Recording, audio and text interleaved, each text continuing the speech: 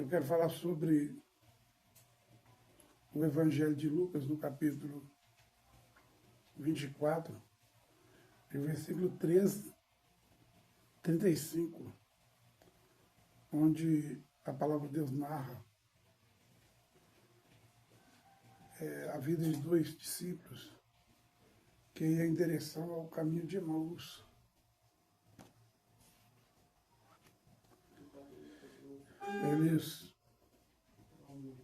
Eles iam conversando, chorando até às vezes, lastimando, lamentando. Aí disse assim: nesse mesmo dia ia dois deles para uma aldeia chamada Emaús, que era distante de Jerusalém, 70 estádios. Iam falando entre si de tudo o que havia acontecido. Indo eles falando entre si e fazendo perguntas um ao outro, talvez porque o próprio Jesus se aproximou-se e iam com eles. Os olhos deles, porém, estavam como fechados, eles não conheceram, e eles não reconheceram. Então Jesus perguntou: que palavras são estas que caminhando trocais entre vós? Eles pararam entristecidos. Um deles, cujo nome era Cleopas, perguntou: és tu o único peregrino em Jerusalém que não sabe as coisas que acontecerem nestes dias? Perguntou ele: quais? Responderam eles: as que diz respeito a Jesus Nazaré, que foi profeta, poderoso em obras, palavras, diante de Deus e todo o povo. E como os principais sacerdotes e as nossas autoridades o entregaram para ser condenado. À morte o crucificaram. Ora, nós esperávamos que fosse ele quem redimisse a Israel. Mas agora, além de tudo, isto é já o terceiro dia desde que estas coisas aconteceram. É verdade que algumas mulheres do nosso meio nos surpreenderam, foram de madrugada ao sepulcro, mas não acharam o corpo dele. Voltaram dizendo que tinha tido uma visão de anjos e que diziam: está ele vivo?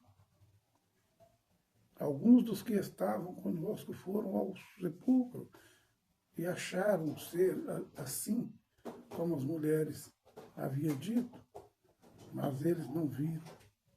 Então Jesus disse: ó nécios, tolos e tardios de coração, para crer em tudo que os profetas disseram. Não era necessário que o Cristo padecesse estas coisas e entrasse na sua glória? E começando por Moisés e por todos os profetas, explicou-lhes que dele se achava em toda a Escritura. Quando os aproximaram da aldeia para onde ia, fez ele como quem ia para mais longe. Eles, porém, insistiram, dizendo: fica conosco, Senhor, pois é tarde, o dia já se declina. Então Jesus entrou para ficar com eles. Estando com eles à mesa, tomou o pão, abençoou, partiu e lhes deu. Os olhos deles se abriram e reconheceram. Oh, que coisa gloriosa! Mas ele desapareceu de diante deles. Disseram um para o outro: não ardia em nós o nosso coração, quando pelo caminho nos falava e quando nos abria a Escritura? É uma coisa, louvado seja Deus. Aleluia. Então, o coração deles ardia, mas eles não entenderam, eles não viram, eles não compreenderam, eles não conheceram aquele viajante. E eles três conversavam, e o coração daqueles dois discípulos estava ardendo no fervor do Espírito Santo, mas ao mesmo tempo os seus olhos lagrimejavam, eles choravam, ao mesmo tempo eles lamentavam. Por quê? Por que fizeram isso?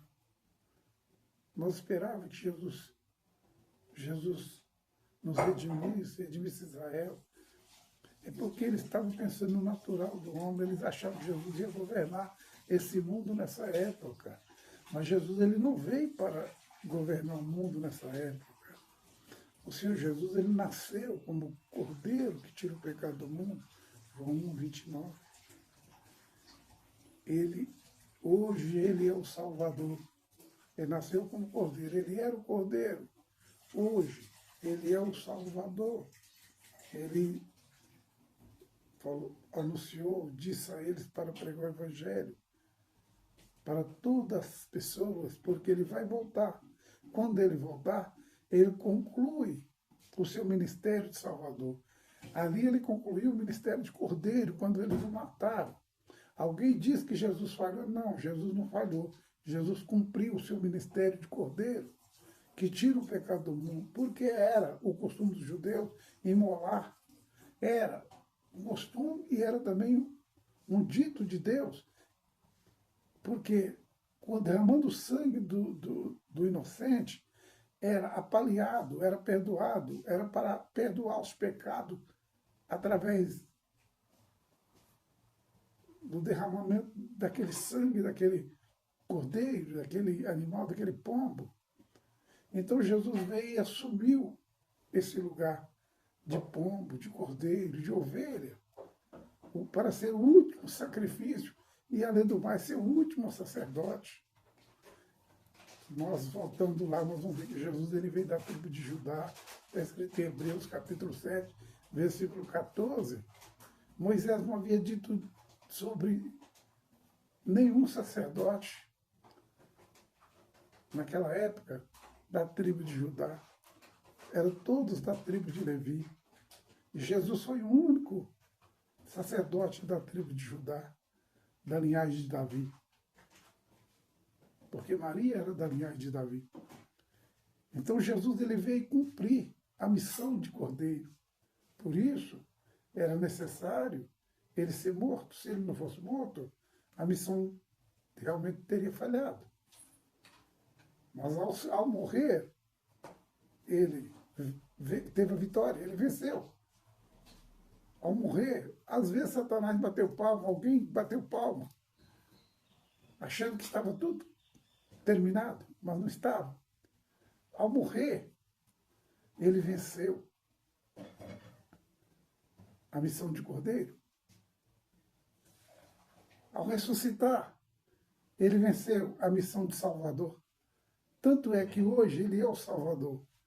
Mas aí a mente dos discípulos estava fechada, eles não estavam entendendo.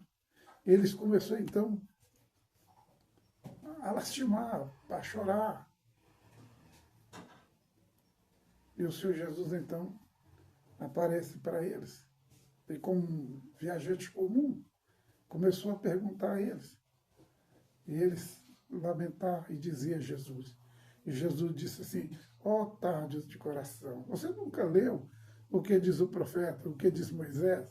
Nós encontramos em Deuteronômio capítulo 18, versículo 15, Moisés dizendo sobre aquele que havia de vir na sua semelhança, e que a ele todos deveriam ouvir, e aqueles que não ouvissem a ele seria exterminado da terra.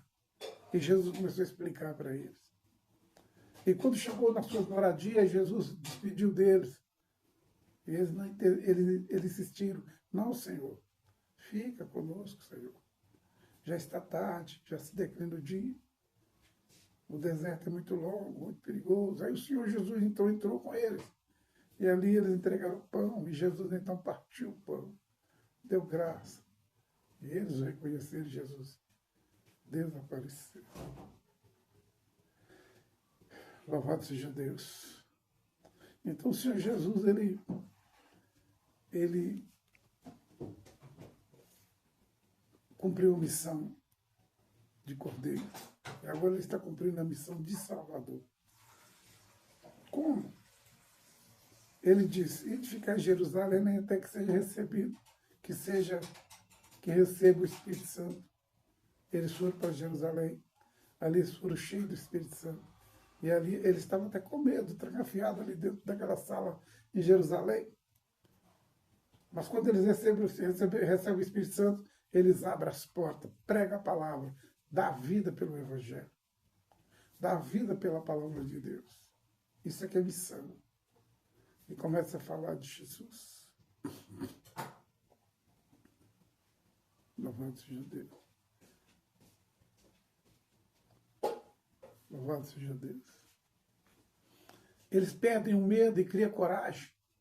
Porque o Espírito Santo, ele dá força. O Senhor Jesus disse, olha, eu vou para o Pai, mas não vou deixar vocês órfãos. Vou enviar o Espírito Santo, o Consolador, João 16,16, para que esteja convosco. Em Mateus 28,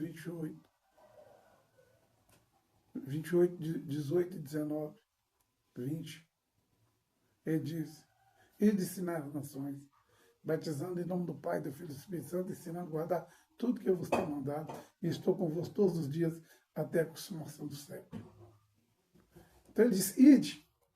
Então hoje a missão de Cristo é salvar.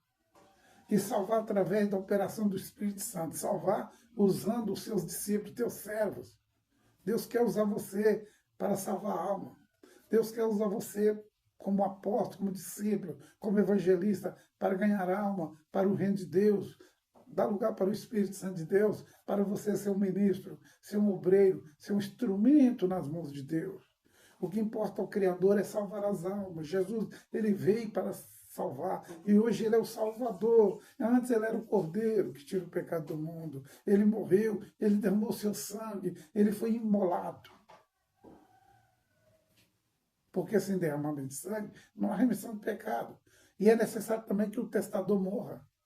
E Jesus é o testador de uma nova aliança. E agora ele é o Salvador. Ele está salvando. Mas vai chegar um momento em que ele não é mais Salvador. Vai começar uma nova etapa. Ele vai ser o juízo. Assim que ele arrebatar a igreja, aí termina a época, termina a etapa do Salvador e começa a missão do juízo. Aí você não vai poder reclamar. Por isso que ele diz que importa que esse evangelho seja pregado até os confins do mundo, ou que esse evangelho seja pregado por inveja, por contenda, por interesses próprios, igual muitas pessoas estão fazendo. Não importa. Ou barganha, como as pessoas estão fazendo, como você acha que as pessoas estão fazendo. Deixa eles fazer. Importa que o evangelho seja pregado. Seja pregado como argila ou como barro comum. Deixa eles pregar por dinheiro. Deixa eles pregar por jatinho, por fazenda. Deixa eles pregar. Importa que o evangelho seja pregado. É o que diz a Escritura. O evangelho precisa ser pregado até os confins da terra, ou que seja por fé, ou que seja por interesse. O importante é você não pregar por essas causas, mas você pregar por amor. E se dedicar a sua vida por amor a Cristo. Um evangelho genuíno, um evangelho valorizado, um evangelho de amor. Deixa as pessoas pregar um evangelho barato, deixa eles pregar um evangelho que não vale nada, um evangelho comprado, uma fé paga, uma fé barganhada. Mas o importante é você pregar um evangelho puro. No coração daqueles discípulos existe a sinceridade. Eles estavam chorando. Um verdadeiro pregador, ele prega com o coração dos discípulos do caminho de Emaús. Um verdadeiro pregador leva os mesmos sentimentos que o apóstolo São Pedro levou. Um verdadeiro pregador, ele leva as características de um verdadeiro evangelista. Ele prega por amor, ele ora por amor, ele vai atrás do rebanho por amor, ele não está atrás disso, ele está atrás de ganhar as almas para Cristo, de conduzir as pessoas para Cristo. As pessoas estão morrendo, a boca do abismo está aberta, milhões de almas estão perecendo, e às vezes as pessoas estão paradas.